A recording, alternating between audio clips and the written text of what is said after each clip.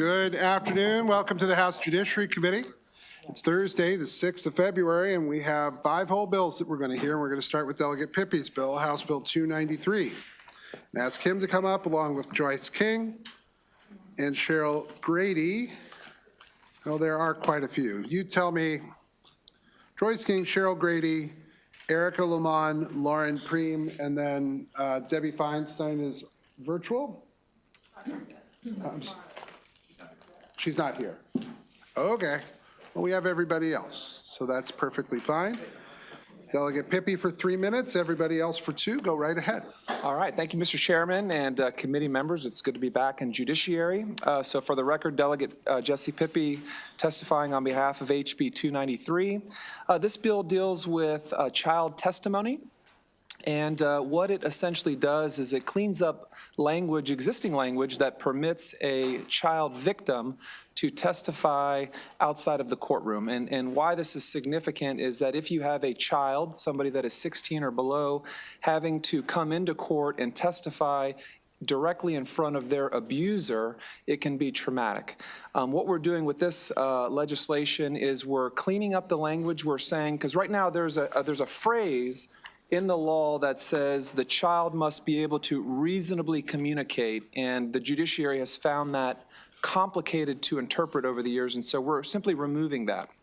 The other thing we're doing is we're strengthening the law for the defendant. We're saying that the defendant's attorney shall be present if the child victim is testifying outside of court.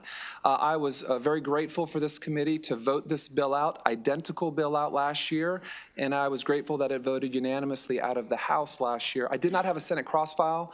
This year we took care of that. It's a bipartisan crossfile in the Senate on JPR, so we're hoping for a smooth transition, and we appreciate you letting us present this bill today. Joyce? Oh. Great. Hi, I'm Lauren Preem. I'm the mother of a child abuse survivor, a resident of Severna Park, and my daughter was only 8 years old when she was abused by her male teacher. She was attending school. She is now just 9. She's also in the middle of an ongoing criminal trial. As a parent with no legal background, I've had a front row seat to how we ask too much of our young children that are found in the position my daughter is in today. We will tell her soon to sit on a witness stand directly in front of her abuser, who all but took her spirit, her trust, and certainly her safety. And we will ask her to tell her most vulnerable story. We will tell her to pretend he isn't really in the room, though every part of her body will be screaming that he is, because he is still there. He's there in her nightmares when she tries to sleep at night. She still feels like he's there when we have to drive by her old school, the school in the center of our town, the school at the end of our neighborhood where she used to ride her bike. The average age a person comes forward about their childhood abuse is 52. My daughter was 8. She made it stop, and she did her job. Kids like her are doing their jobs in the face of great fear, and it is our job to provide an environment that fosters their protection. Even in great hands, pieces of the criminal process re-traumatize our children. It's inherent. I've watched it, and I've cared for the aftermath of it. Each time they speak to a stranger, each time they relive it, and each time they are questioned about the abuse, it's their own unique flashback that is too soon in their healing. Because where we are right now is real time. They are not 52, and the only realistic hope is to minimize their trauma in order to hold their abuser accountable for his crimes. Allowing testimony out of the line of sight of the abuser gives them this hope, a hope of felt safety that supports a quality and thorough testimony. Their voices, no matter how small, deserve to be heard, and I believe it is our job to set them up for this success.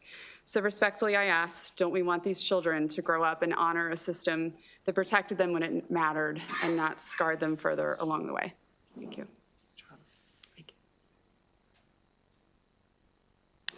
My name is Cheryl Grady, and I'm a resident of Frederick County. I'm the president of our local Friends of the Child Advocacy Center in Frederick County, and I'm also the mother of a child abuse survivor.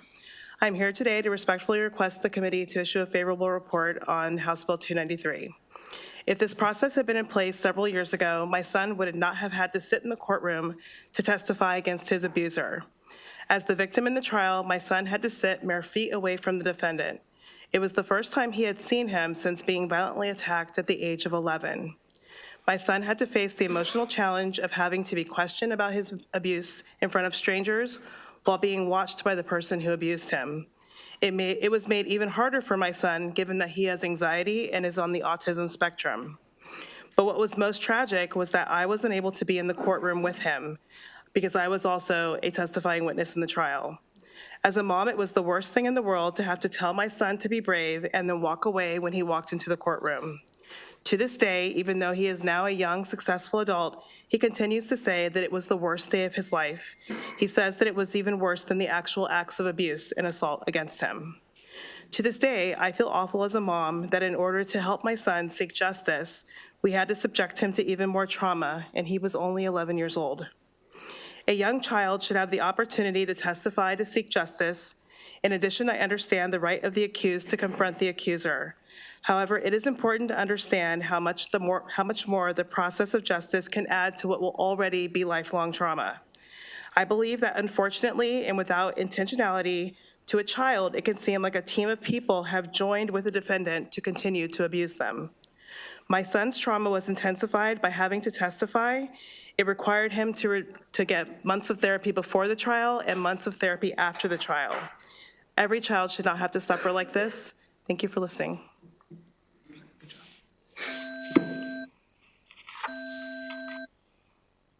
Good afternoon, Chair Clippinger, Vice Chair Bartlett, distinguished members of the committee.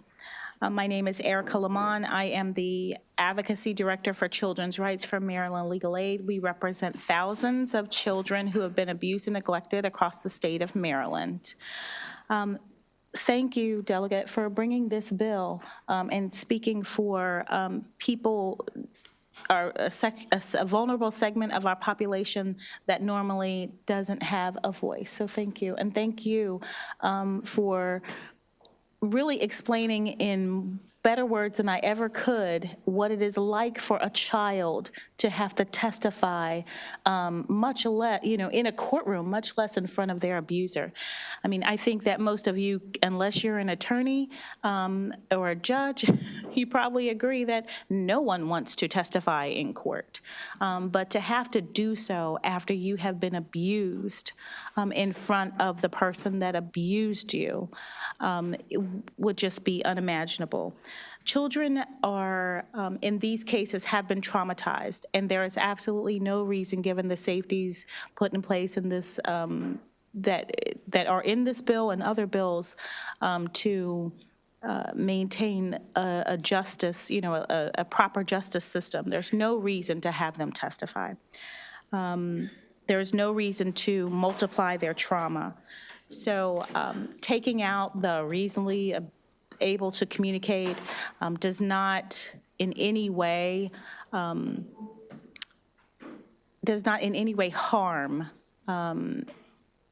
the judicial process. So for those reasons, I am requesting a favorable report for HB 293. Ms. Feinstein, please, now for 2 minutes. Oh, I'm sorry. Forgot about Well, we'll go to Debbie first, and then we'll come to Joyce King. Debbie Feinstein, now for 2 minutes, sorry. Thank you. Good afternoon, Chair Clippinger and members of the committee. My name is Debbie Feinstein. I'm the Chief of the Special Victims Division for the Montgomery County State's Attorney's Office and co-chair along with Joyce King of the Maryland State's Attorneys Association Special Victims Committee. Thank you for hearing me today. I unfortunately broke my ankle and I am not there in person as I would typically be for these important bill hearings. I just want to note a couple of things. I've prosecuted many child abuse cases over the course of my almost 25-year career at the state's attorney's office. And one of the things that I do when we bring in children to testify in court is I literally walk in between the child and the defendant to try to sort of body block the child from the defendant, because it is so traumatic, just that act of being in the courtroom and having to literally, walk right by the person that, committed, in many cases, horrific abuse against them. But the body block's not enough. I would try to set up easels to try to block them from having to look at the defendant. I would put, different kinds of demonstratives or boards up to try to prevent that having to directly see them. Of course, they would always know that they were there and they would have to look at them in order to identify them. This process, by taking out the failure to, the inability to reasonably communicate provision, changes the our ability to be able to utilize this important statute. I can tell you that in almost 25 years, I've never successfully been able to use this statute because it essentially requires that a child has to be rendered mute. So instead, we deploy these other types of things, which really aren't enough to protect our vulnerable children. And I would urge your support this year in favor of HB 293. Thank you for your time today. Thank you so much. Good afternoon, Mr. Chair, Madam Vice Chair, committee members. My name is Joyce King. On behalf of the Maryland States Attorneys Association and the Frederick County States Attorneys Association, we asked for, again, a favorable report. Thank you to this committee last year for moving this, and I believe it was a unanimous vote on the House before it crossed over to the Senate. In addition to what my colleagues said, and I don't know if I can say it any better than our survivors' mothers that really articulate what these children go through, for those of you that are new to committee or are not familiar with this statute, it's important to note that it applies to child abuse and sex abuse cases where the defendant or child, where the defendant or the child respondent is a parent, family member, household member, or any other person who had custody and care and control over the child. This is not just a stranger. This is someone the child had a relationship with and trusted. And that's why it's very important for these scope of cases that we modernize our statute. After COVID, the courts held that Zoom hearings did not violate the confrontation clause. This is a usual practice in courts throughout the country. I think Delegate Pippy's staff did pull research that over 26 states and DC have permitted remote child testimony for that exact reason. So for that and all the the arguments that have just been made, we asked this committee again for a favorable report.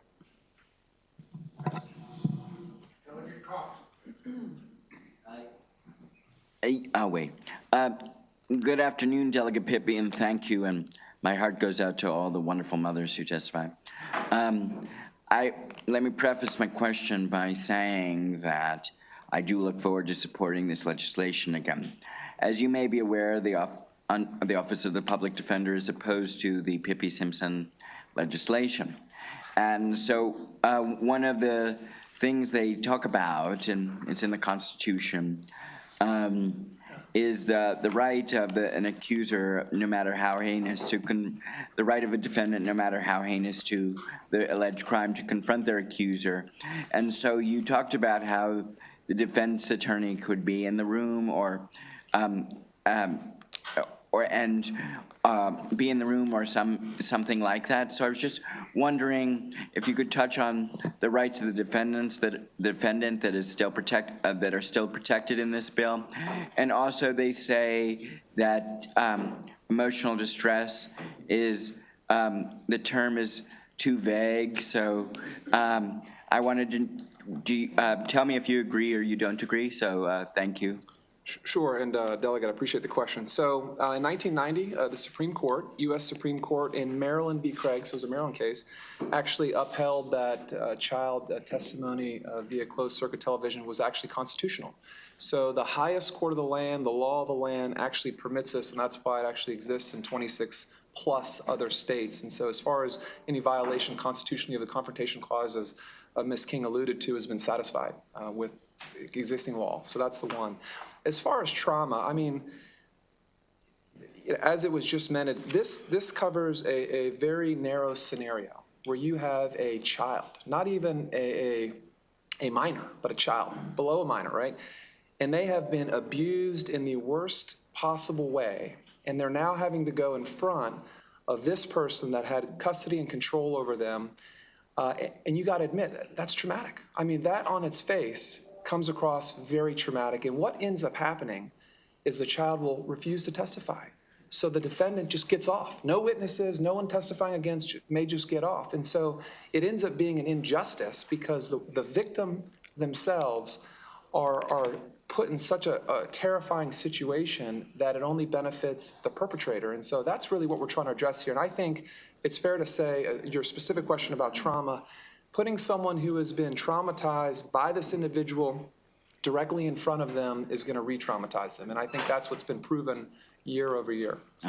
Very brief follow-up, Mr. Chair. just, can you elaborate a little bit, because you're a lawyer and I'm not, about, maybe about, does the child decline to testify because they're just too frightened, because they have to look at the person? What are some of the reasons why a child declines to testify? And I can answer, can I defer to one of them? Because they have a family. Absolutely. Do you Go want to ahead. take this one, or either or? Yeah. Well, I can testify. My son did go to trial, and in the beginning, he did not want to testify because it was traumatic. The defendant was offered a plea bargain and would not take it, so it had to go to trial in order to seek justice.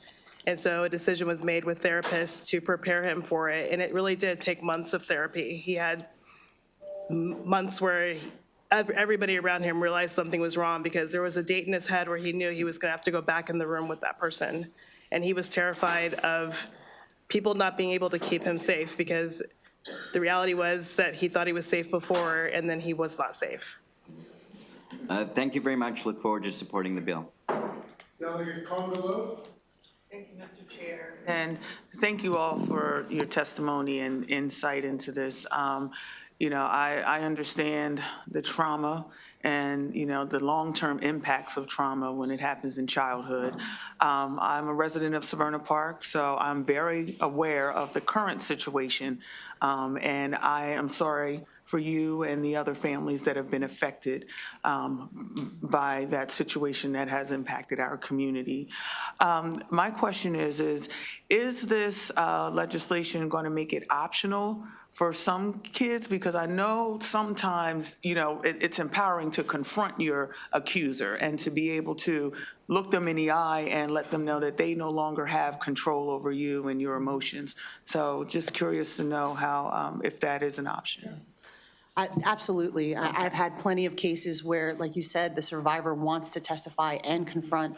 And I also will just piggyback to answer Delegate Kaufman's question regarding the emotional distress, because that's the kind of one and the same. And I'll just direct your attention to C1, that there's clear instructions of what the judge is to consider and be able to question and observe. And there is input with regards to testimony from a custodian as well as therapists. So, it's very weighted decision that's made by both the bench and the state in putting forth a child victim. Okay, thank you.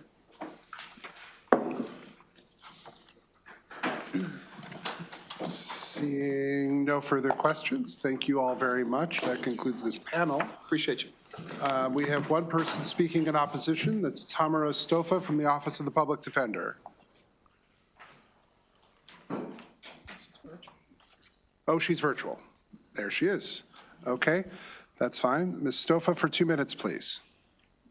Yes, thank you for hearing from me this afternoon. My name is Tamara Stofa. I'm the District Public Defender for the Upper Eastern Shore. It's District 3, which is Queen Anne's, Kent, Talbot, Cecil, and Caroline counties.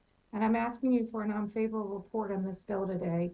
And my reasons for that are, it's a fundamental right in the Constitution to have a fair trial. And the current law gives a safeguard. It gives the judge the opportunity to hear and determine if a child would show emotional distress if the child victim cannot reasonably communicate.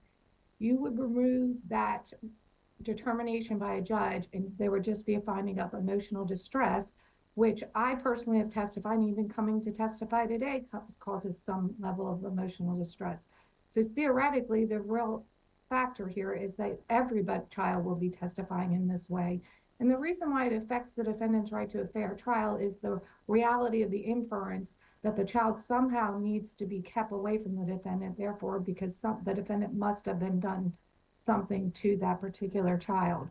I will remind this committee that these are very serious offenses that carry very serious jail time, lifetime sex offender registry, lifetime supervision, 25 years in incarceration. I would also like to just comment on the fact that the current law this law doesn't strengthen for the defendant anything. The defendant already has a right to have an attorney present in the particular room.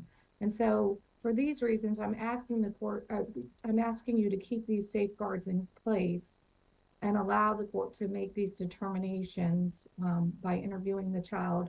And if the child is able to communicate, to allow the child to testify. Thank you.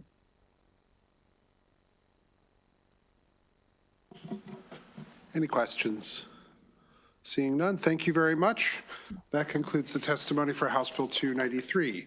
We're going now to 323, Delegate Forbes and Alexis Burrell Road. There you are. They are the two people who are testifying on this bill. So 3 minutes for you, 2 minutes for her, and off we go. Good afternoon, Chair Clippinger, Vice Chair Bartlett, and members of Judiciary. I'm Delegate Kathy Forbes, and I appreciate the opportunity to present HB 323, a bill that will make a correction to the domestic partnership statute to ensure our state is following federal laws put in place to improve the collection of child support payments. Federal law requires states to collect Social Security numbers when issuing all kinds of licenses: a marriage license, a driver's license, recreational hunting and fishing licenses, and professional licenses. Applicants must provide a Social Security number. This requirement supports a system that aid in the collection of child support.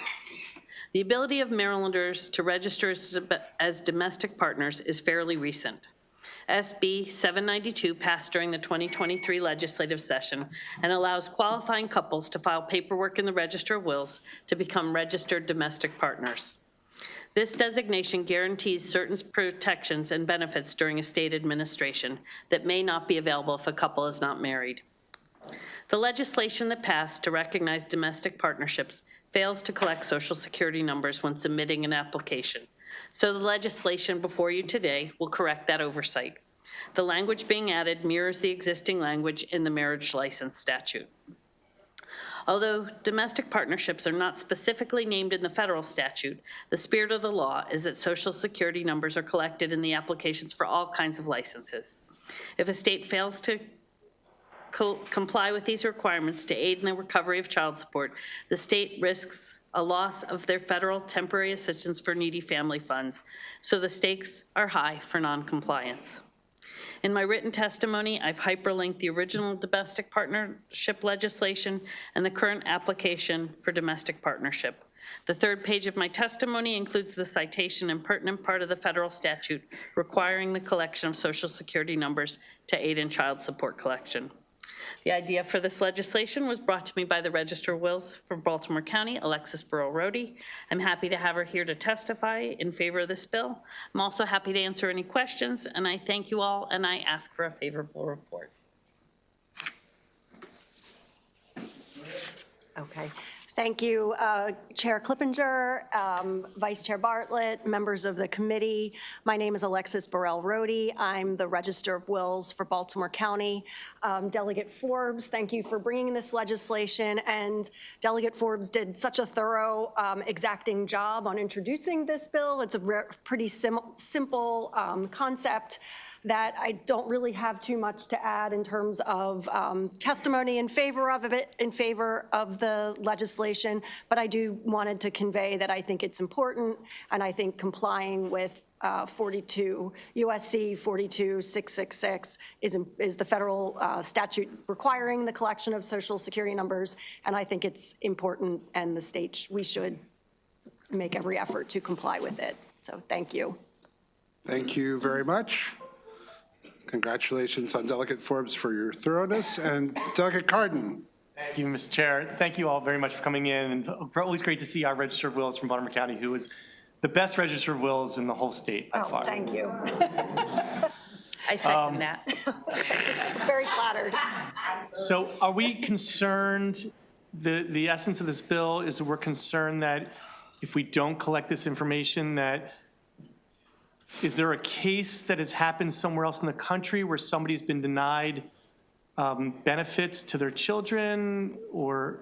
So 42 USC 666 is a federal statute, and the premise of that statute is it puts requirements on states to collect Social Security numbers when they're applying for all kinds of professional and recreational licenses. And that is the reason that we need this. They want the Social Security numbers is that child support enforcement can do a data match with people who owe child support. And the carrot and stick of that is if you don't collect Social Security numbers, you risk the federal government restricting TANF funds to the state.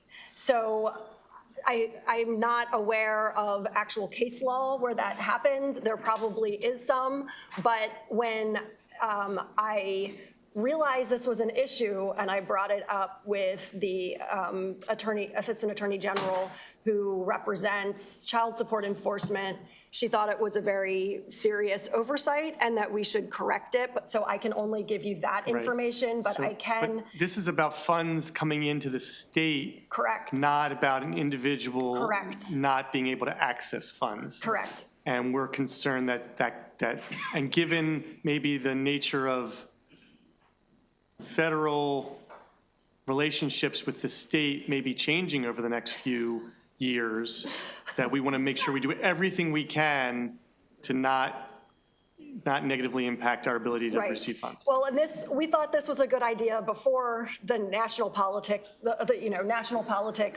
became what it is now. But just the risk of that is, is a serious risk, and it's a pretty simple fix. Thank you. So that's the motivation. Thank you, Delegate, for bringing it. Thank you. Delegate Conaway? Thank you, Mr. Chairman. Thank you, panel, for coming in to testify. So when a person or when the couple gets married, do they have to supply their Social Security numbers? Yes, they do. Thank you. And my final comment is Baltimore City was excused from the vote from the previous delegate's comment. Thank you. About the register of wills. Thank you.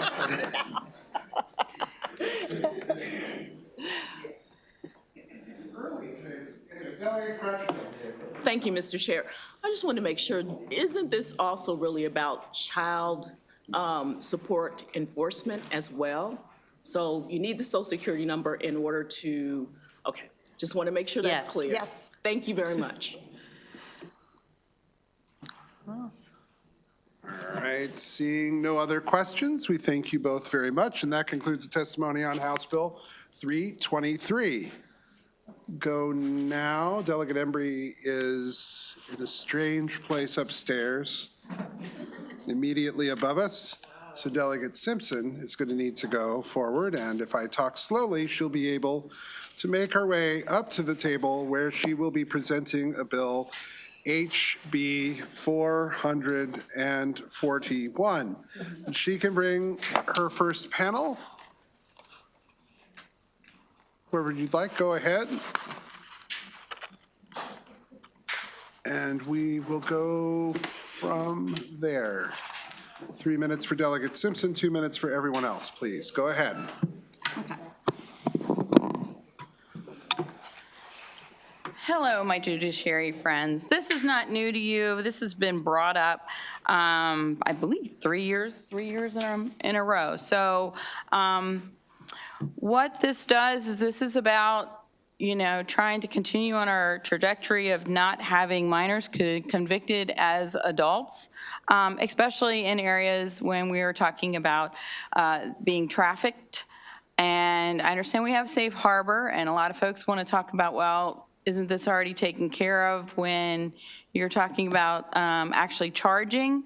But it is just as important as realizing that individuals may not reveal this or may not share this until later.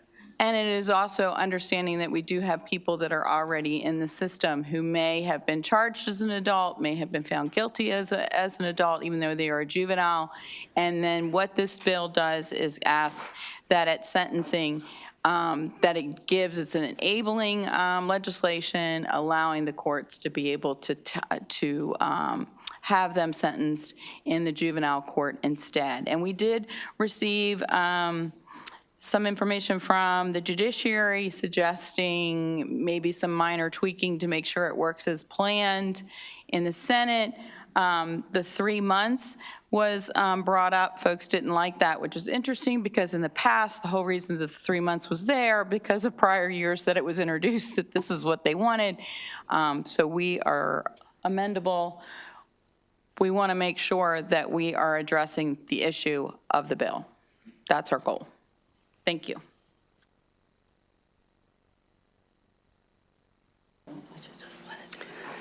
Mr. Chair, members of the committee, thank you for the opportunity to express support for this important legislation.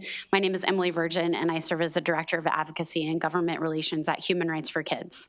This bill seeks to address a troubling trend that we've seen across the country, the prosecution of child victims of sex crimes and trafficking who have harmed their abuser or their trafficker. Many of these children receive lengthy prison sentences in adult court, including life without parole sentences. And because of this trend, several legislatures across the country have taken action. The premise behind this legislation is simple. Children who have been trafficked or sexually abused who take action to escape their abuser or their trafficker should not be sentenced in an adult criminal court setting. If passed, as the delegate said, the bill would allow but not mandate an adult court judge to send the child defendant to juvenile court for more appropriate sentencing if the defendant has proven by clear and convincing evidence that they were the victim of trafficking or abuse at the hands of the person they're accused of harming. Grooming tactics and traumatic bonding, coupled with the fact that children's brains are not fully developed, prevent them from understanding the consequences of their actions as it relates to people who have committed severe abuse against them. While children who have been victimized do have real feelings of danger that are triggered by their abuser or their trafficker, current self-defense laws usually do not apply because those laws require a threat of imminent harm. And even though a child feels that they're in danger, sometimes that threat of harm is not imminent. The fact remains, though, that the child would not have committed the crime if it were not for the abuser having abused or trafficked them, and the law should focus on age-appropriate, trauma-informed treatment, not punishment of the child victim. We urge a favorable report on House Bill 441.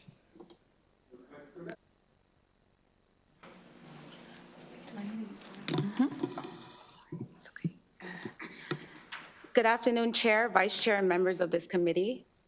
My name is Sheena Dumais, and I am a Advocacy Program Manager at PAC, formerly known as ECPAC USA, a national organization committed to protecting all children from trafficking.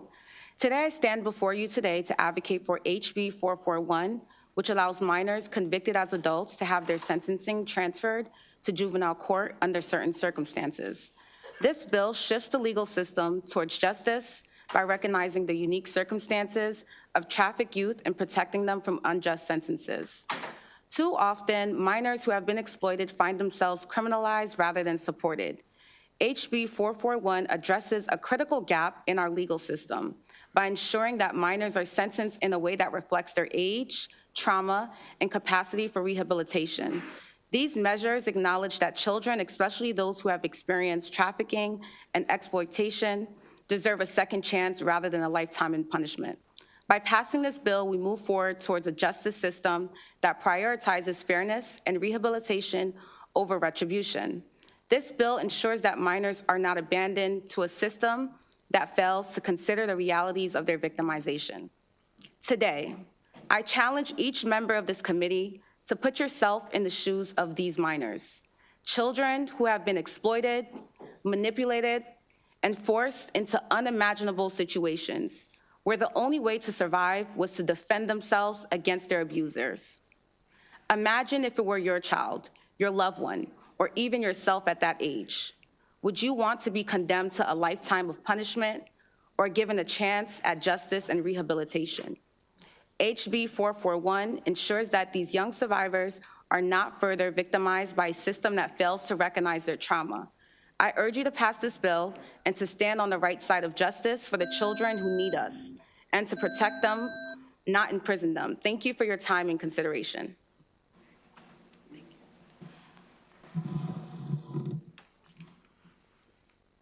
Good afternoon, Chair, Vice Chair, and members of the committee. My name is Abigail Sigua. I'm a lived experience expert, and I currently sit on the Advisory Council at PACT, formerly known as ECPAC USA. I come here in support of House Bill 441, a bill that would allow trafficked minors to be sentenced in juvenile court under certain circumstances. As a survivor of sex trafficking, I can't even express to you the physical and psychological toll of being in that life. For years, I was attacked, raped, and I never knew if that day was going to be my last.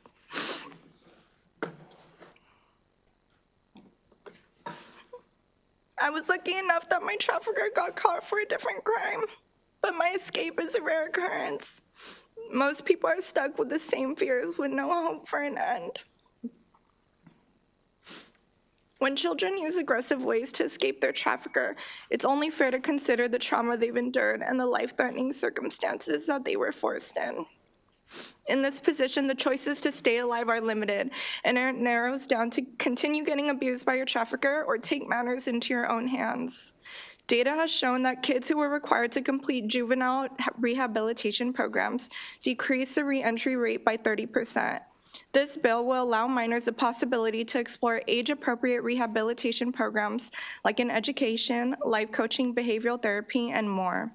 A lot of times children leave their trafficker, they're left without resources, alone with no education, some of the biggest vulnerabilities traffickers identified to groom and exploit them in the first place. Giving them a harsh sentence without proper rehabilitation for the child will only keep this cycle going. In their first years of life, commercially sexually exploited children go through more than most of us will experience in our entire lives. I urge the House to focus more on rehabilitation over punishment, seek trauma-informed justice, and pass HB 441 as a necessary step toward a system that treats trafficked youth as victims in need of support, not as criminals to be discarded. Thank you for your time and consideration. And thank you so much, ma'am, for sharing your story. It took a lot of courage, and I appreciate you for being here today. Delegate Simpson, have you read the opposition letter from the Maryland Network of Domestic Violence? Yes, I am been on this committee for a while, so I knew you'd ask. And so, well, that everybody, you know, the first thing you learn is that everybody creates their niche in Annapolis, and this is mine. So I'm just wondering, can you tell us why you disagree or why you think they're wrong, or any sort of, do you have a response to their concerns? Well, considering that these are groups that I often am working with, we do understand what the point that they are trying to make. And as I said during my testimony, this is an issue that came up across the street about the 3 months. And the idea was that, as we said, this has been brought up. This bill, this isn't new. This is something that you've heard before. And the 3 months came up in prior years that folks said that it wasn't there. And in fact, when it was first introduced to me, Emily can say, I said, what is this 3 months? Let's toss that thing out. And as she said, well, this was a compromise, and we understand. And I said, this is a different group. The idea for the 3 months was that it's closer to when the event actually occurred. And so I do understand where the domestic violence folks are saying, why do you have that? And it's interesting that they're not saying with amendments. This is just another phase of safe harbor. Which does not address at the sentencing.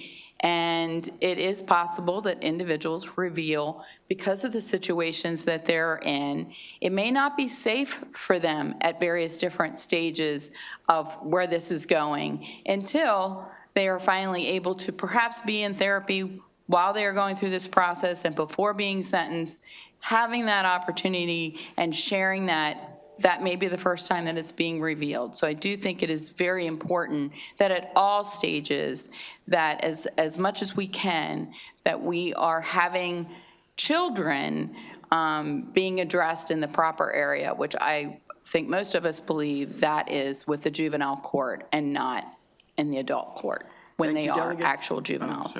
Sorry. Thank you, Delegate. Thank you, Mr. Chair. Governor? Further questions?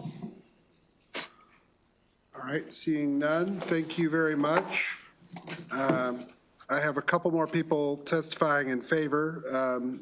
Ken Phelps Jr., Robin Salter, Nika Duckett Randolph.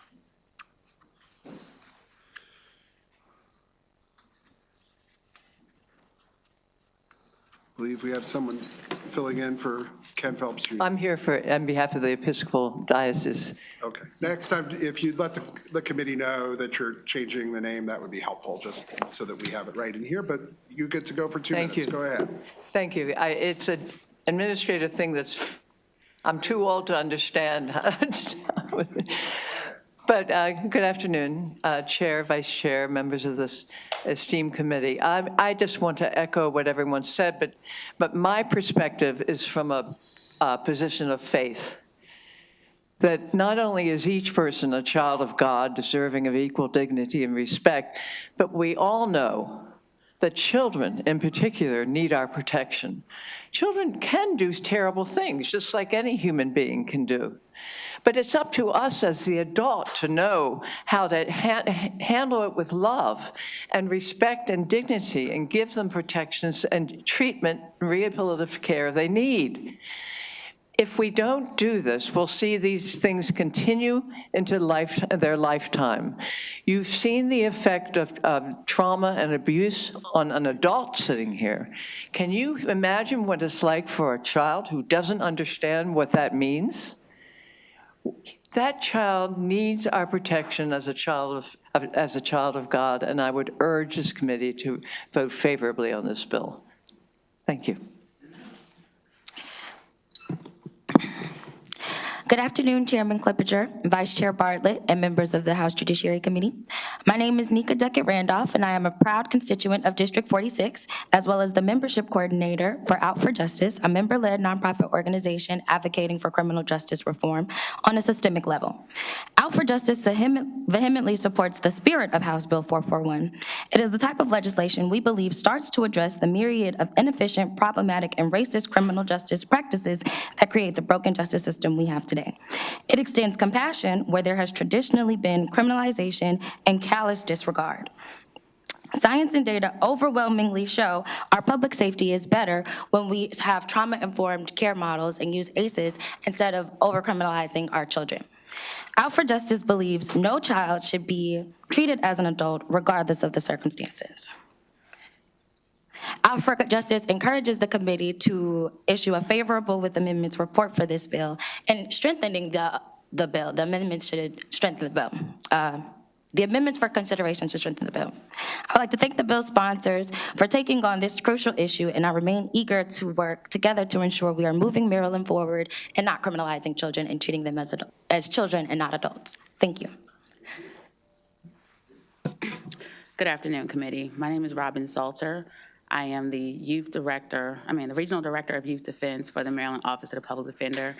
Today, I ask you to have a favorable report for House Bill 441.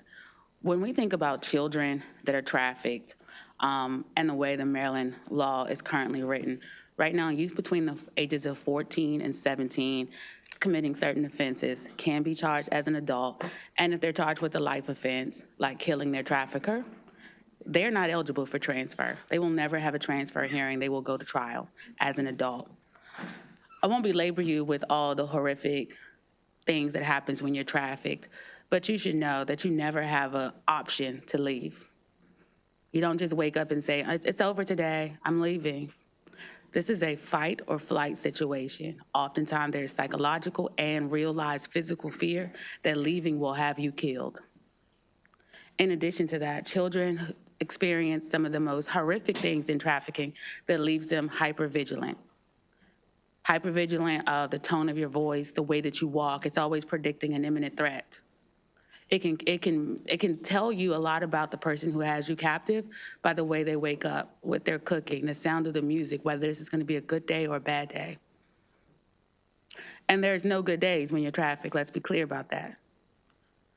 So when I look at this bill, it acknowledges the youth, especially those exposed to trauma, should be offered treatment and rehabilitation instead of punishment and incarceration, and understanding the long-term results for youth who commit even serious crimes are best achieved in youth justice systems, and this bill would achieve the research-driven goals and rehabilitation instead of punishing them with more trauma and exposing them to the harsh, harsh punishment of the adult incarceration system. Thank you for your time. The Vice Chair. Thank you, Mr. Chair, and thank you all for being here today and providing your. My question, I think, goes to the young lady from the Public Defender's Office, the Youth Justice Division, I think you said. Is there ever a time when a person, a minor, is being trafficked and they don't actually realize the abuse?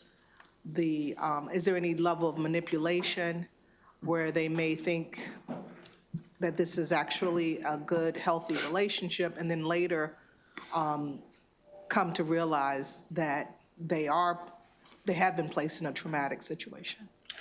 I would answer overwhelmingly yes. Trafficking is, it's a very sophisticated tactic used for young, unsuspecting children.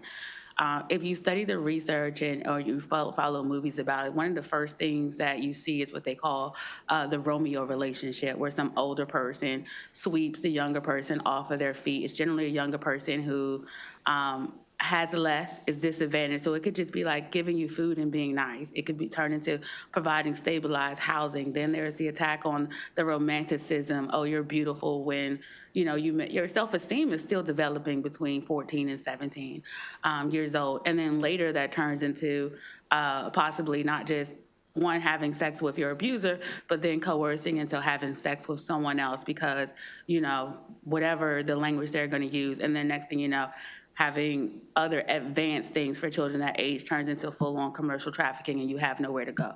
Trust is the first thing that actually erodes. Also, you have to look at sometimes young people are being introduced to trafficking by other young people online in other places, or by family members, or from your best friend that didn't think that this was such a thing. So children are extremely vulnerable, and like you know, or if you've ever been a parent, sometimes they're caught up in something they don't even know how far the web is, and when there's no one to pull you out, when there's no parent to pull you out, when there's no coach to recognize something is happening, when all the children around you who are your friends are doing the same thing and it's a secret and no one knows of these horrible things, it becomes that much more dangerous. And then we see they're missing. And where are they missing from? And oftentimes you'll see they're rescued by the FBI or someone years later with something that started off so innocent.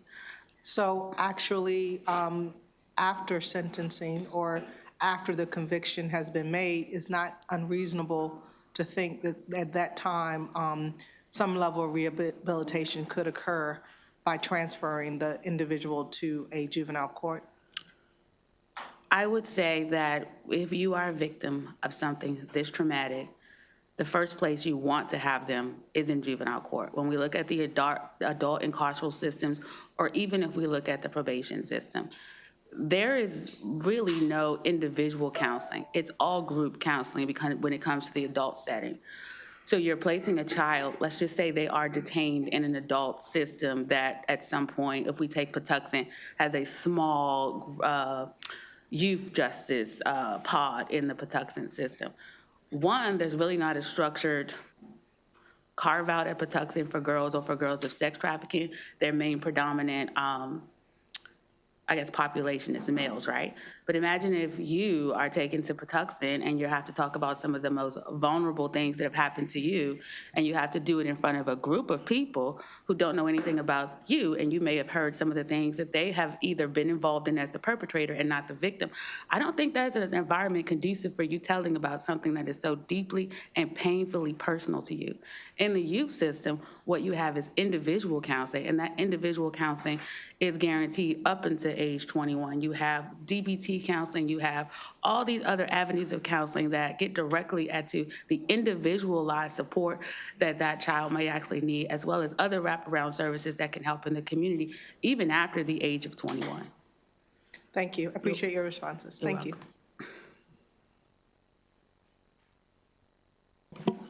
Seeing no other questions, we thank you all very much. Thank you.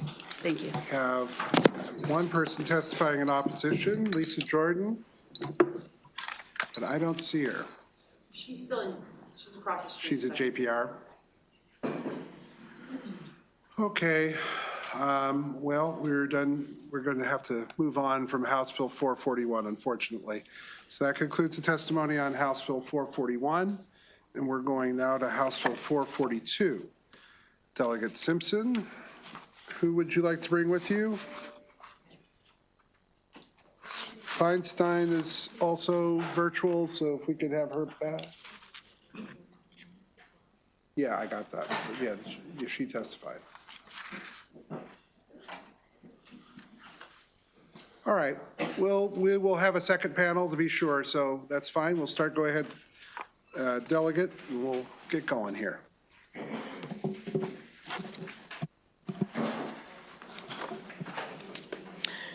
All right, hello, my judiciary friends. So, as most of you know, I was a former Child Protective Services specialist, and I was someone who actually worked across the entire state to improve the child protection system through citizens review. So I have seen the challenge and the trauma that kids go through, particularly, if they have to end up going into the court system. And so we already have in law the tender years statute, which is what we are talking about here. We are simply asking to add forensic interviewers as individuals so that kids do not have to repeat and again and again and again repeat what has happened to them. It allows for, it was an honor to be asked by my county in order to bring this forward, because it is something that is very important to make sure that we are accurately reflecting what has happened in this child's life. The same individual that came to the county executive, I actually had seen right after, and I thought we had gotten Pippi's bill, we had gotten pretty close. There is a reason that these bills keep coming up, because we do need to protect our children and to make sure that we are getting the truth about what is occurring and making sure that we are keeping our community safe and other children safe. That is the goal of this bill. I hope you will pass it. And with that, I'm going to turn it over to my county executive. Thank you. Thank you, Chair Klippinger and Vice Chair Bartlett, members of the Judiciary Committee, for the opportunity to speak on this important bill, HB 442. For the record, I am Frederick County Executive Jessica Fitzwater, and I want to thank Delegate Simpson for her sponsorship of this bill. So as you just heard from the delegate, this bill will expand the eligible professions to conduct out-of-court statements to include forensic interviewers. I included this bill as a priority bill in our Frederick County legislative package for several reasons. First, we believe it is important to take all possible steps to reduce the need for children to be required to testify in court, which can be a truly traumatic experience. Second, Frederick County, like many local governments, is proud to have a child advocacy center that, among other services, conducts interviews with children who have been the victims or witnesses to crime. However, the CAC has only one part-time staff member who is qualified under current law to take these interviews. This creates a difficult staffing position, as well as leaves children who come in on days that that staff member is not working, then to be unable to provide an interview that will be admissible in court. So we feel that expanding the list of qualified interviewers to include forensic interviewers will assist in ensuring that minors are not required to tell their story over and over again, but only in a safe environment with a highly qualified professional there to gather the information needed in the most humane and supportive way possible. I know we all care about Maryland's children, and HB 442 assists us in continuing to protect them. So I urge the committee to advance this bill with a favorable report, and I'm very proud to be sitting on this panel. Thank you. Good afternoon, Mr. Chair, Madam Vice Chair, committee members. My name is Joyce King. On behalf of the Maryland States Attorneys Association and Special Victims Committee, we ask for a favorable report of 442. I'm joined here with other colleagues from the States Attorneys Association, so I'll let them handle the criminal component. I am going to take my time to represent that part-time employee, Ms. Megan McGowan, who is behind me. She was unable to sign up, so I am going to recite her statement before you all, as I believe it's compelling testimony.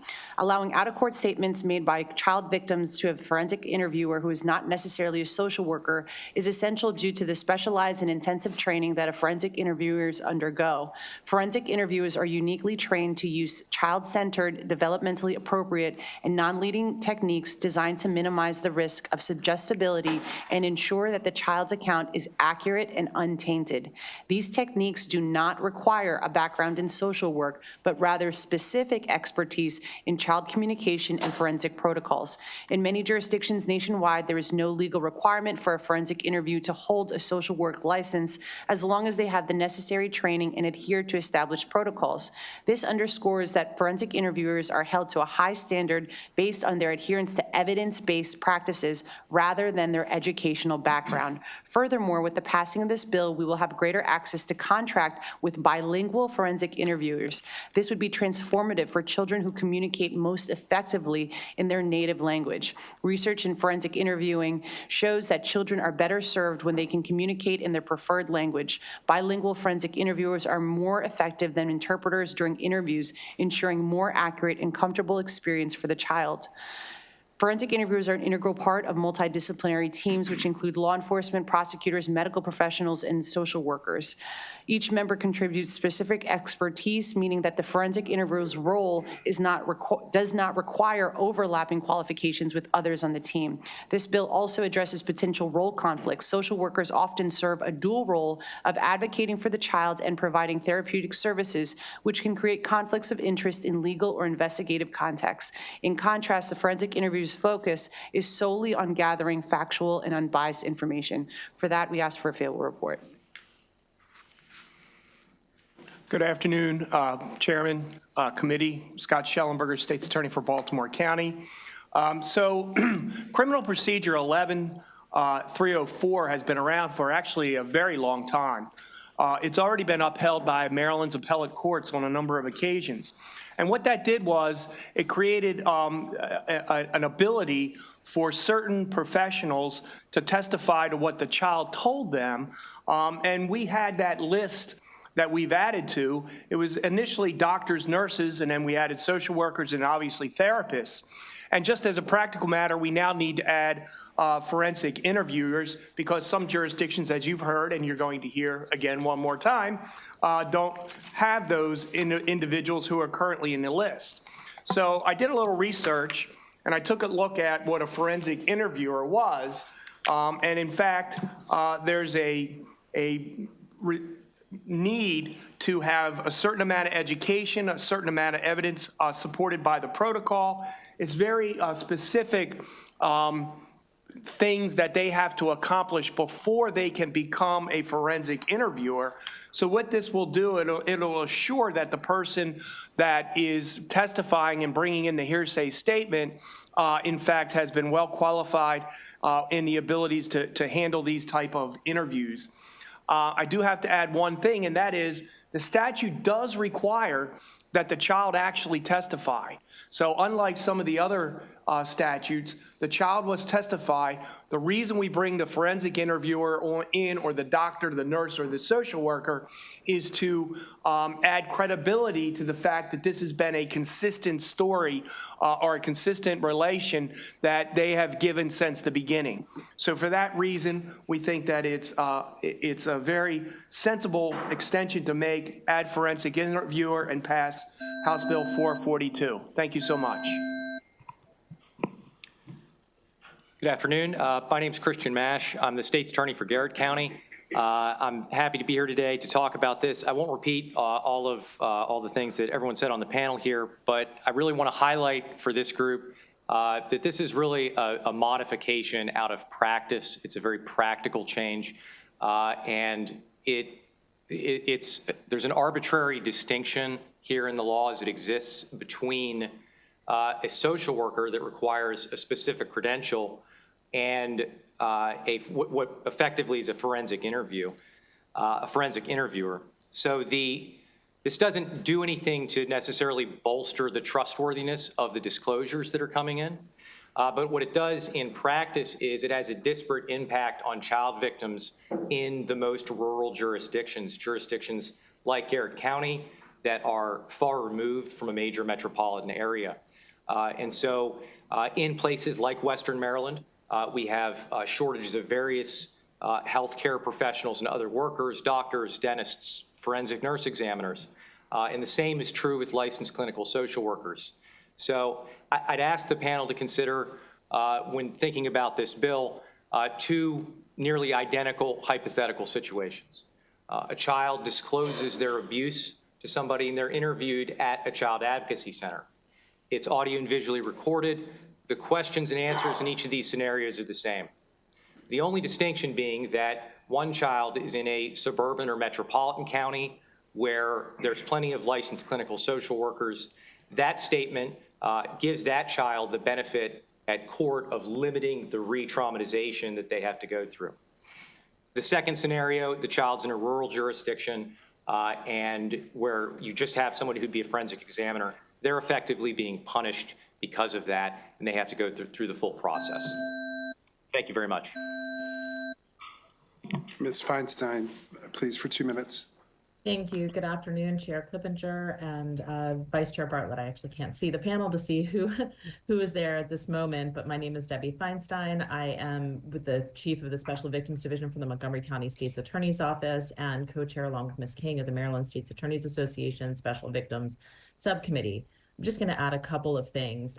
First, I certainly appreciate the State's Attorney from Garrett County's testimony about rural jurisdictions, and I want to highlight that as well. But I'll also note that here in Montgomery County, a larger jurisdiction, we only have one forensic interviewer that, it's one forensic interviewer in total who happens to be bilingual. Filling that position has been incredibly difficult. There is an open position for a second forensic interviewer. We've had a lot of trouble finding individuals that have the requisite degree of a social worker to fill that position. Again, going back to what my colleagues have said, there are many things that a forensic interview has to be trained on. And in fact, it's a greater number of things in terms of the qualifications on how to do the forensic interview itself, how to do non-leading questions, how to make sure that you're effectively not suggesting the answers to the child and creating that safe and trusting environment. Of course, a social worker would be doing that last piece as well. But the art of the non-leading question and lack of suggestivity is the heart of 11304 and why we need to change the definition of who can be the statement taker. In reality, as was said before, the child still has to testify, but the issue is the reliability of that statement. And it makes sense to include this additional category because the category of forensic interviewer makes it inherently reliable because of their training. I would urge this committee to support House Bill 442 and give children greater access to justice. Thank you. Vice Chair. Thank you, Mr. Chair. Thank you all for being here. I don't understand. So I understand, I did some research. I did understand what a forensic interviewer is. What I don't understand is I'm hearing that there aren't very many of them, but we are going to add them.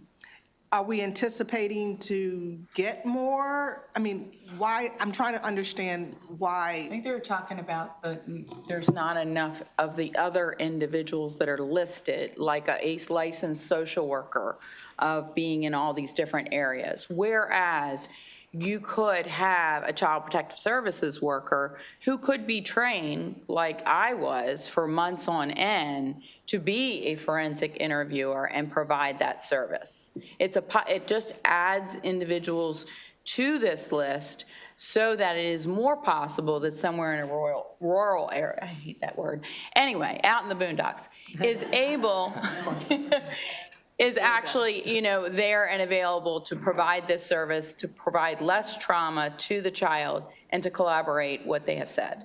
Okay. Okay. I get it. Thank you. Delegate Cardin.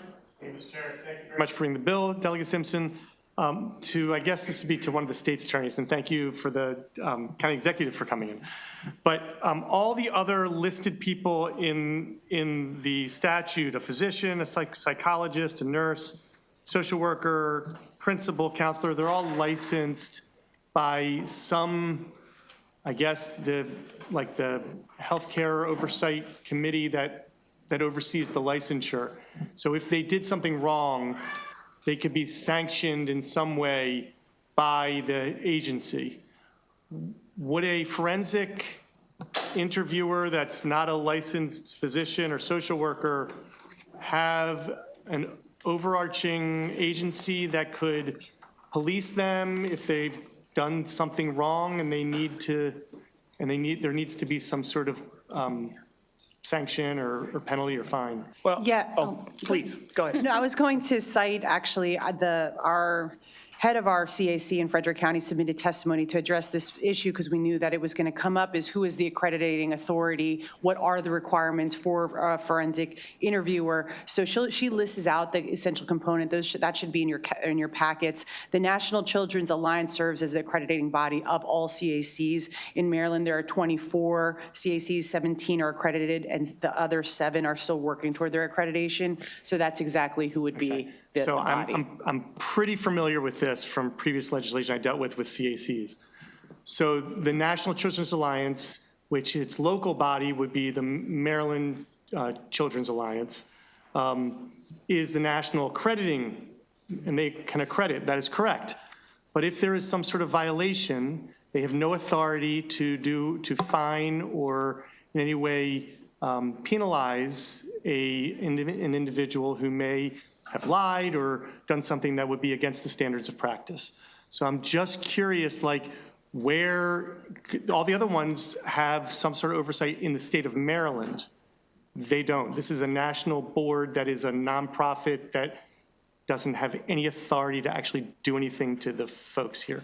Just putting that out. We can work that out. I'm not opposed to the legislation. I'm just saying. Well, respectfully, the list does include teachers, counselors, private preschool teachers who I don't believe have any particular training in these areas, whereas this individual, the forensic interviewer, will have to have specific training in the area of what they are doing. Right. So obviously, and then also, when you say there's no accountability, they're going to be connected to a child advocacy center, which means that there could be accountability under those circumstances. Well, hopefully with legislation that's going to be introduced in the Health Committee next week. So good. Can't wait.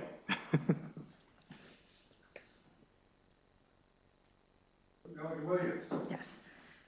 Thank you, Mr. Chair, and thank you, Delegate Simpson, for bringing forth this legislation. I'm taking over for Delegate Kaufman for a moment. And I'm going to ask if you've read the letter from the Office of the Public Defender, who has expressed some grave concerns with regards to this piece of legislation, and if you have any response or comment to those concerns. I do, actually. I find it interesting that, so as a former Child Protective Services worker, I do find it interesting that they said there are going to be certain individuals that are going to find that it happened in every single case. And I would understand as a public defender that they would believe that they found it in every case. But as a child welfare worker, I didn't bring to court the cases that were unfounded. Got it. And if anyone else wants to opine as well. I will opine. In response to the Public Defender's Office, with all due respect, this is a hearsay exception, and there are already 13 factors that the court has to consider under this statute, which is more than any other hearsay exception. The other part is that forensic interviews are not just in the interest of prosecution. It's an evidence-based tool that finds out what happened in a neutral manner. This is not just pro-state, pro-finding a guilty plea, or finding a guilty disposition. It's a neutral position, and that's why it really is to the benefit of the fact finder to have a trained individual interviewing this child. I don't believe, CACs are not independent third parties that would be subject to spontaneous statements by a child. They're a part of the Department of Human Services, and a lot of them are run by DSS. So like our CAC is a county agency and not DHS. So there are some nuances, and we're happy to file a written response to rebut a lot of the claims in that written testimony. Thank you. And I didn't know if you had anything to add. since you traveled all the way from Garrett County. Well, thank you. I'll make use of my time then.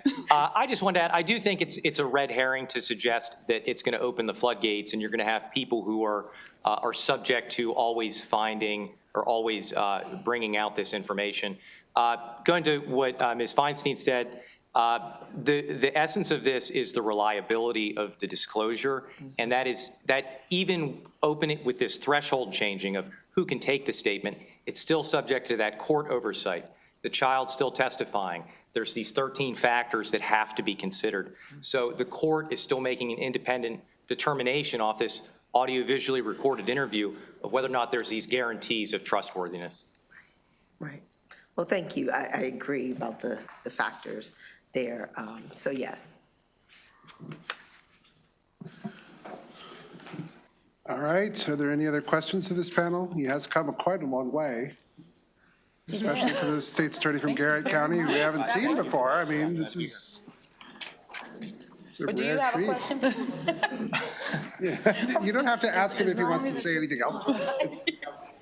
It's fine, and we're sort of in a little bit of a holding pattern with Delegate Embry, but we do have another panel. So thanks to the county executive. Thank you all very much, and state's attorney, everybody.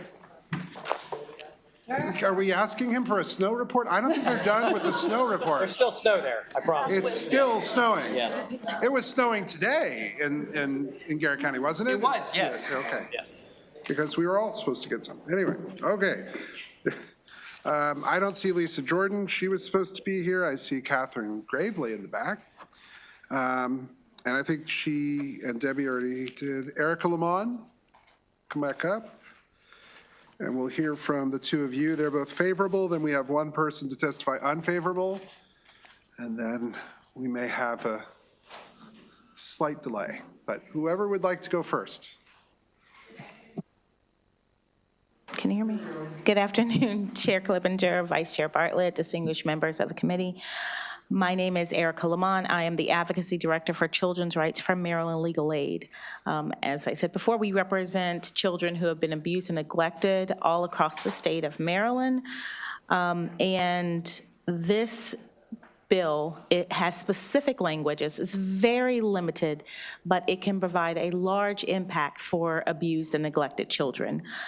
These are our clients. We use this statute to protect our children and to protect other children from being abused and neglected.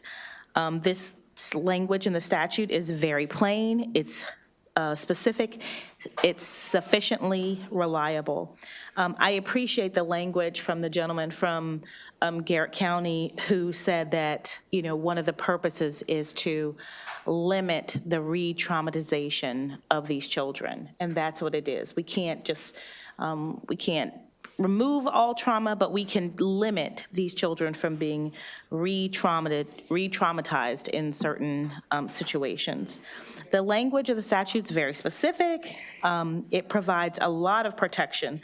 It has to, you know, they have to be trained in forensic interviewing protocols and techniques, neutral questions, non-leading questions. And so we believe that supporting this bill is appropriate to protect Maryland's most vulnerable children, and for those reasons, we and before I finish, I want to answer the question about you know, the fact that one forensic interviewer could always make, you know, a finding, and I trust and believe that the public defender. Oops. Sorry, I accidentally pressed the wrong button that time. I apologize. If you'll, I suspect someone will let you expand on that if you'd like. Please, Ms. Gravely. Thank you. Good afternoon, Chair, Vice Chair, and committee members. My name is Catherine Gravely. I'm an attorney for violence prevention at Center for Hope.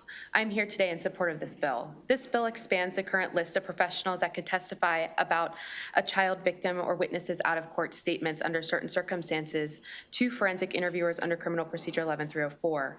Forensic interviewers employed by child advocacy centers must complete curriculum approved by the National Children's Alliance, are required to obtain biannual continuing education credits, must participate in peer peer review, and are subject to ongoing review of video documented interviews for adherence to standards of practice.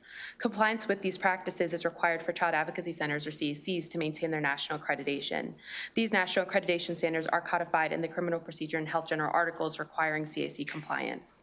This bill would allow CACs to hire and train forensic interviewers that fit their community's needs without compromising investigatory integrity nor evidentiary admissibility under 11304.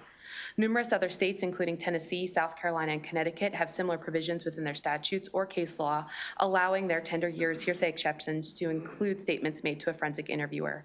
Recognizing that forensic interviews are scientifically backed as a best practice for gathering information from children in these circumstances. I think it is important to remember that the safeguards provided by the pre-existing requirement for I think it's important to remember that the safeguards provided by the pre-existing requirement for a pretrial hearing remain and alleviate many of the concerns that I anticipate those in opposition may have.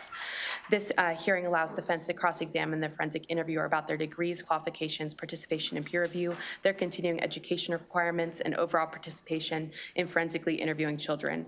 Like with all 11304 statements, the court then has the ability to weigh the information gleaned at this hearing, review the statement outside the presence of the jury or fact finder, and make its independent assessment regarding the statement's guarantees of trustworthiness. This is a minimal expansion that will help CACs serve their communities best. For these reasons, we ask for a favorable report from the committee. Questions for this panel? Delegate Kaufman. Thank you. I just want to ask Ms. Lamont if she would like to concisely finish her thought, since the buzzer hit when she was mid-thought, so. Yes, it's just, these interviewers are, as everyone has indicated, very well trained. And if there was a situation where you had an interviewer that always found abuse or abuse, and then, and there was additional evidence, because there's another step. It actually, for it to be false, then they would have to find that, or they'd have to present evidence that it didn't happen. So just because they always find it doesn't mean that it wasn't true. And so that, that has to be considered. But the public defenders are very well skilled in trial litigation and in calling out things that are unjust. Wouldn't they be able to cross-examine the examiner? Absolutely. Absolutely. Cross-examine and present evidence pertaining to that examiner.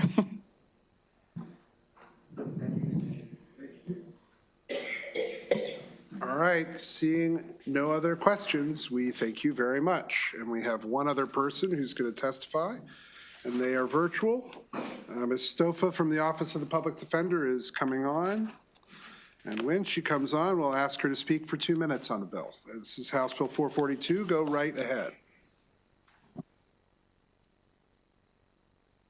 But remember to unmute yourself. Thank you. Okay, let's try again. Go ahead. Good afternoon, committee members. My name is Tamara Stofa. I'm the District Public Defender for District 3, which includes the 5 counties of the Upper Eastern Shore, the 5 rural counties. And I also have practiced in the Lower Shore, which is also the rural counties, 9 of which are them. And I'm here today to ask you for an unfavorable report on House Bill 442. Excluding hearsay is critical to a fair trial. This is an exception that has been created to allow hearsay to come into trial.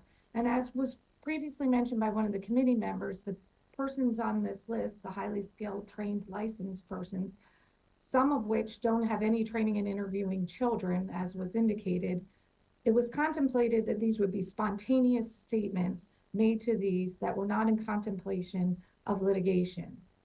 It has then since been taken advantage of, this law, and allowed a licensed social worker to then interview a child and prepare for trial so that they can also testify in addition to the child as to what the child said.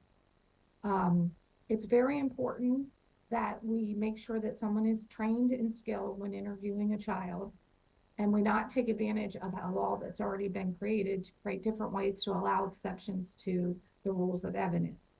There is no definition in this law of any training, requirements, skill of a forensic interviewer. Although it's been presented to you what it is, there is no definition of what a forensic interviewer is required to do. And as indicated, most of the professionals that are already listed are licensed or have ramifications if there is a flaw in their skills or in their testimony. There are ways to file complaints. And so that is the concerns that I have in you. So I'm asking you to find this as unfavorable. Thank you. Any questions?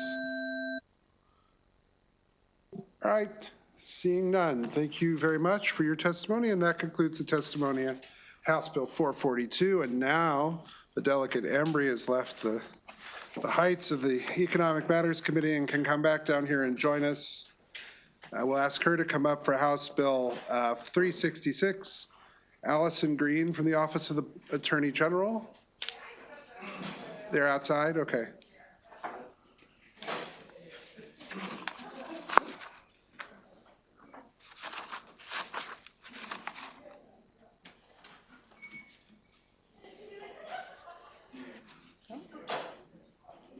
Charge this to my smoke. All right. Okay. Who's, okay. Delegate Embry for 3 minutes, Ms. Green for 2. Thank Go you. ahead. Thank you, Chair. Thank you. Oh, Vice Chair. I'm here on, this year it's Bill 366, but you did hear it last year, although it's modified, and actually we've restricted its impacts this year in part in response to the testimony of the public defender last year. Can you put a microphone in front of you? Yes. That would be great. Yeah. Good. Thank you. Do I need to start over? Okay. I'll be Delegate Elizabeth Embry. You may recognize me from that chair over there.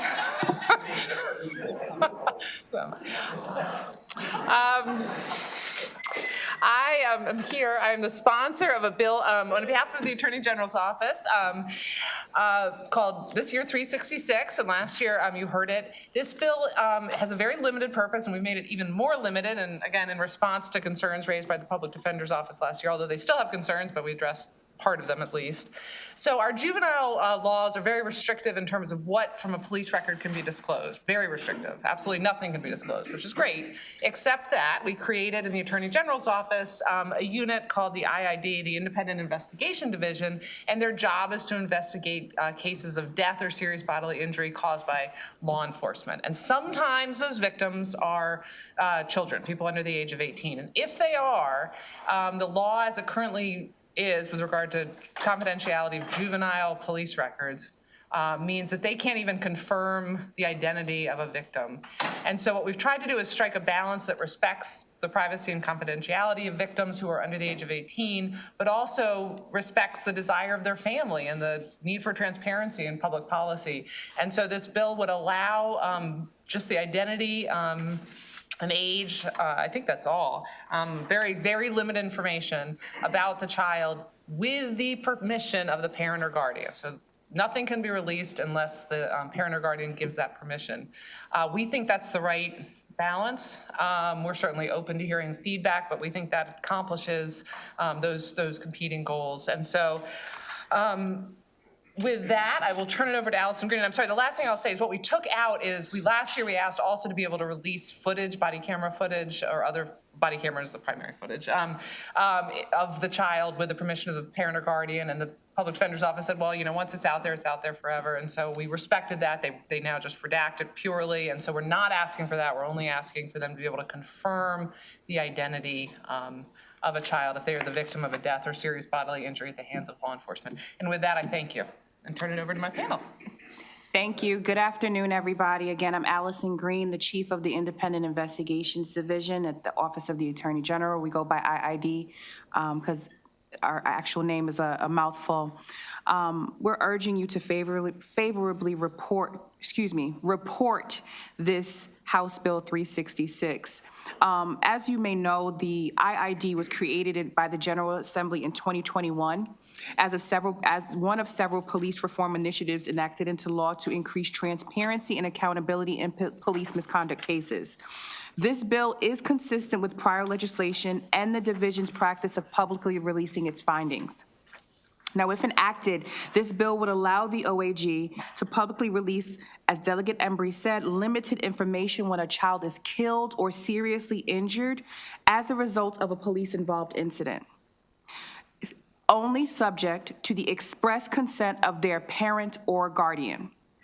Under Maryland Code Courts and Judicial Proceedings, Section 3-8A-27A, the contents of a police record concerning a child must remain confidential. And while it does exist to protect juvenile privacy, it can be potentially challenging when we're trying to maintain transparency and inform the public about what has happened or has happened in our cases, more specifically when the subject of the case is a juvenile. There are other law sources that should be considered, for instance, the Maryland Public Information Act, the IID legislation that brought my division into existence, and as well as Anton's Law. The last two that I mentioned express a legislative intent in favor of greater public disclosure and accountability for police misconduct. This bill would remedy the issue by providing a clear and narrowly tailored exception to the current confidentiality requirement. This is a targeted measure that balances juvenile privacy, the interests of parents, and the IID's mandate for transparency. Thank you, Delegate Embry, for your sponsorship, and thank you to the Judiciary Committee for this opportunity to be heard. Delegate Carter. Thank you, Mr. Chair. Thank you for bringing the bill. Delegate Embry, can you just give an example of how this could be useful? Like it could be a hypothetical on when the Attorney General wants to release the information to the public? Yeah, I can be specific without a hypothetical. There would be two instances that we would share the name and age of the juvenile. It would be in our press release. We do a names release shortly after we assume the investigation. And then in the end, it would be in the report as we do with the adult decedents that are the subject of our reports. Right, but you wouldn't be able to give specifics as to what the investigation found. You could only just talk about the name, or what? Like this bill only allows you to release the name and the age, right? Not information about what you found. So generally, we don't get into the conduct of the juveniles at all, or even for the most part, the conduct of our adult decedents that are involved, unless it's something to connect the dots or to provide context. Since we're not responsible for that collateral or background investigation, we don't disclose certain facts about that. So, but the public is only going to know, so this 14-year-old was killed, or they would know the substance of the incident. So, for instance, we do have a case where there was a person that was 14 that was killed, and in that case, they were a passenger in a vehicle, so they would know that. Okay. But I think the issue is they would not be able to release any information about it. If a juvenile, a child had any involvement in the system, this doesn't touch that. None of that can be released. It's just allowing their identity to be disclosed in the context of the investigation by the IAD. Does that make sense? Okay, got it. Vice Chair. Thank you. Thank you. So is the purpose, I mean, are you finding that families want this information to be disclosed? Is the purpose some level of closure? I heard you mention transparency, but I just needed to understand a little bit more as to why this is beneficial. It's beneficial from the family's perspective. Out of the 5 juvenile deaths that we have investigated, there was one that did disclose a name. We couldn't confirm, we were asked to because of this law. And she did want her son's name, her child's name out there. Another one, unfortunately, she wasn't willing to testify. She did say that it should remain it should be the decision of the guardian or the parent. So there is some interest. It's not, honestly, it's not uniform across the board. Everybody has a different opinion, but they would like the option to be theirs and not restricted by the law. Thank you. Any other questions? All right, seeing none, thank you very much. And we'll go to those in opposition. Alicia Capozzello from the Office of the Public Defender and David Morris from the Maryland Chiefs of Police.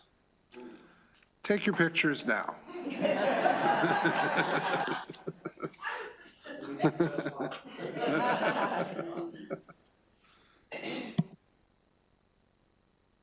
Chair, members of the committee.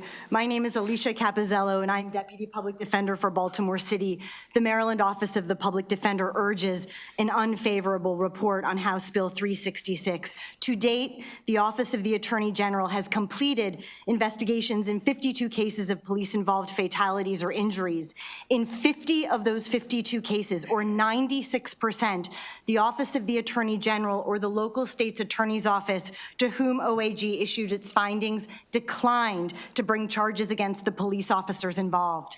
The investigations concluded that the police officers' actions were not criminal, but rather explained by the negligent, reckless, or criminal actions of the deceased or injured. The bottom line is that OAG is not prosecuting police officers in these incidents, and when OAG asks a parent for consent to make public their child's name, parents likely do not understand nor fully appreciate that their child will be scrutinized, blamed, or accused of a crime themselves. Furthermore, once a child is named, there is no protections around how that child will be discussed separate and apart from the OAG report.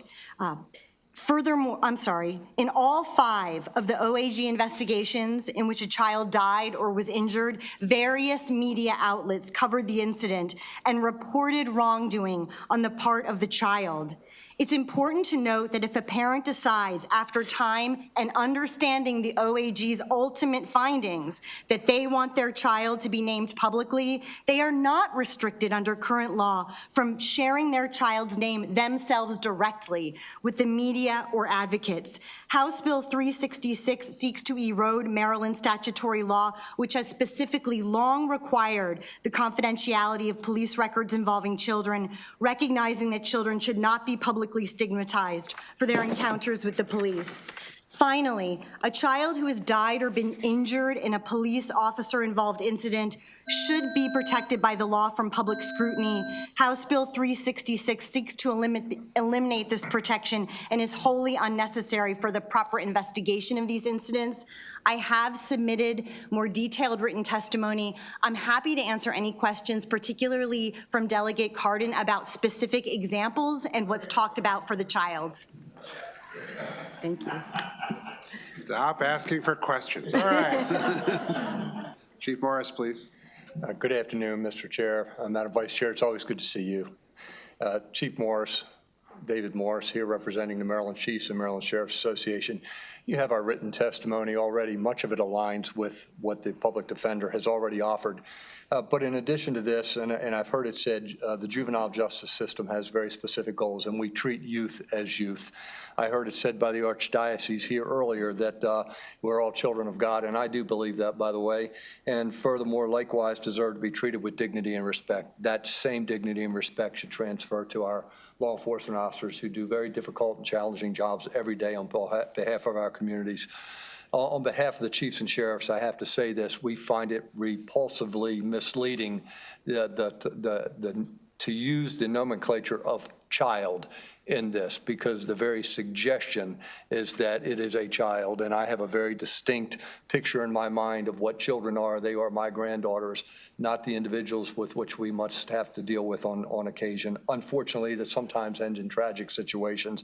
We feel that this bill and the language of the bill and the intent of the bill will only further serve to undermine the trust and confidence that we need our communities to have in their law enforcement officers, and serves no great good as it relates to protecting the confidentiality of the juveniles where the statutes clearly define and clearly stipulate and exist for good reason to protect their identity and protect them from unwarranted scrutiny.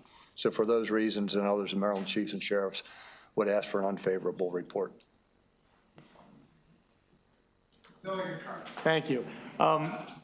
Thank you both very much for your testimony.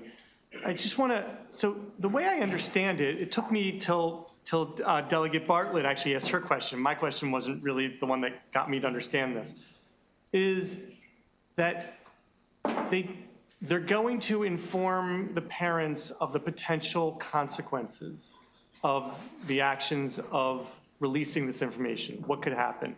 It seems like you're concerned about, this is to the public defender, really, that you're concerned about the reputation and digging the child's name through the mud that the press is going to do if you release the information.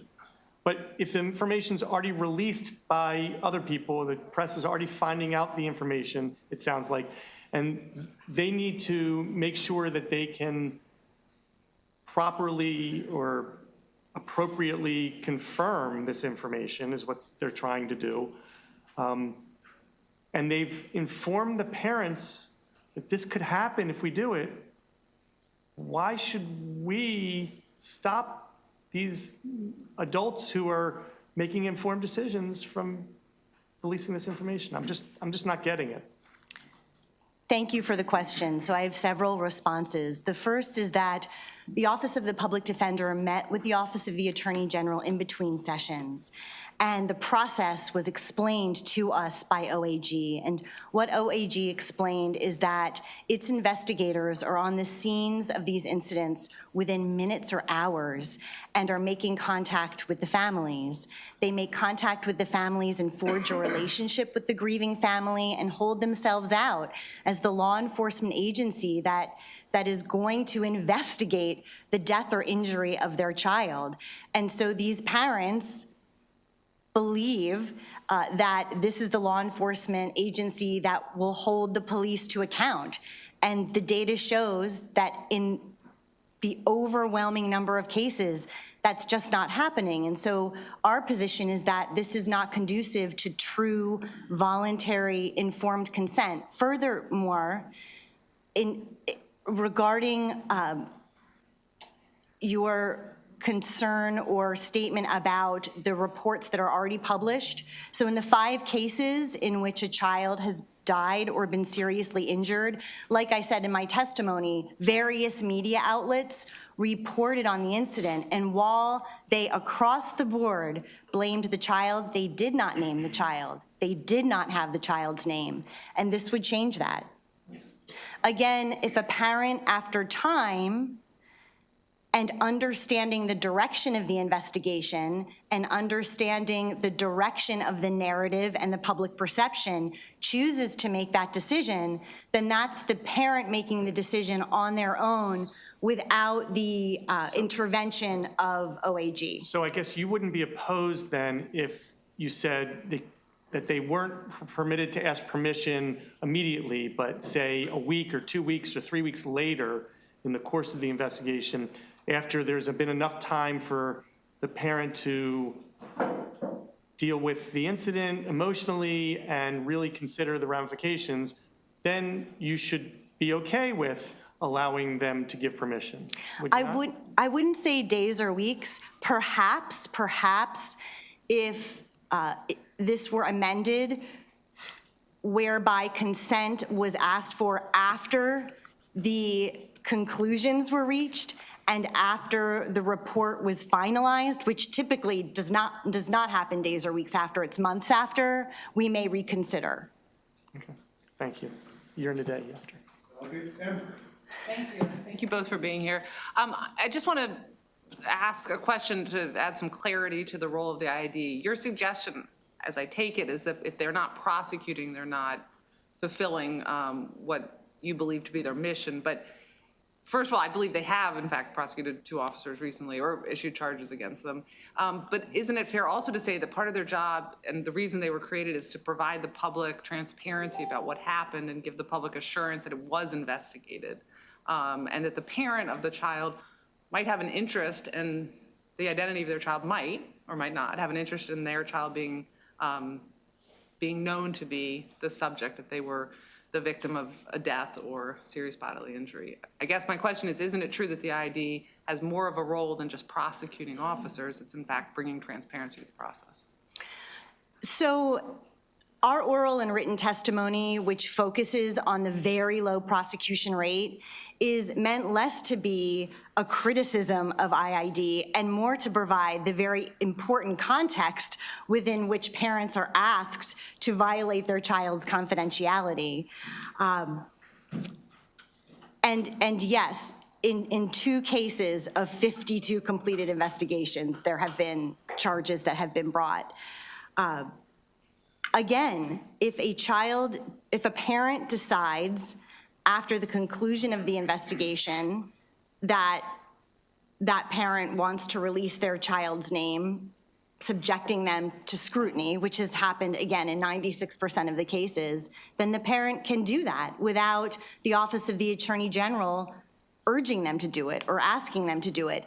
In terms of transparency, this doesn't threaten the transparency that IID provides. IID right now is reporting the incidents. They are uploading the body-worn camera footage to its website. So there's a great deal of transparency. What's missing is the name of the child, which we believe is important and critical and in line with decades of Maryland statutory law, which protects children in this manner. Thank you. Delegate, may I respond further? Of course. So I have a great deal of respect for Ms. Green, and she is in a very difficult situation that she's in. And I worked very closely with this committee as well as the Senate side on Senate Bill 600 that created the IID and subsequently all the protocols that are in place. And the release of the body-worn camera footage and the release of the names of the officers that are involved occurs within 14 to 20 days, I believe, Allison, if that's correct, generally speaking, with some deferrals as necessary. It also releases the names of the deceased. Sometimes those deceased aren't the ones, they were uninvolved in their entirety. They were the victims of a situation where the police were involved and the subject that was involved in the criminal activity is not deceased. But they'll release the names of the officers, they will release the names of the deceased, and that's all part of the protocols. But they don't release the names of the individuals that are involved in the criminal activity that precipitated the ultimate outcome. And the argument by IID is that those individuals have not been charged with a crime. The Maryland chiefs and sheriffs would submit that in these cases, the police officers that are involved have not been charged with a crime, and yet their names are released. But they're adults, and we understand that. We understand the need for the transparency.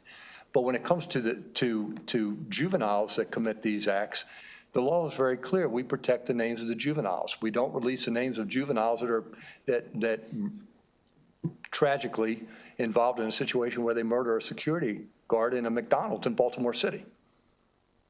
But we're going to carve out a very unique piece of the law and apply it only in those cases involving the police without the completion of the investigation having occurred. And I think to the public defender's point, if the investigation were complete, that might be a different story. In the case with the two officers that have been indicted, Anne Arundel County police officers, those individuals were adults. It's a distinct difference. So I just wanted to provide some clarity if that helps. I appreciate it. It sounds like both of you, I think, might be comfortable with the release of the information at the conclusion of the investigation with the permission of the parent or guardian. Possibly.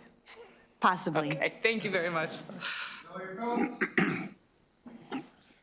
going to ask about just a nuance, because you said something that struck me, and I think I kind of remember this occurring, which was a parent who themselves mentioned the name of their child.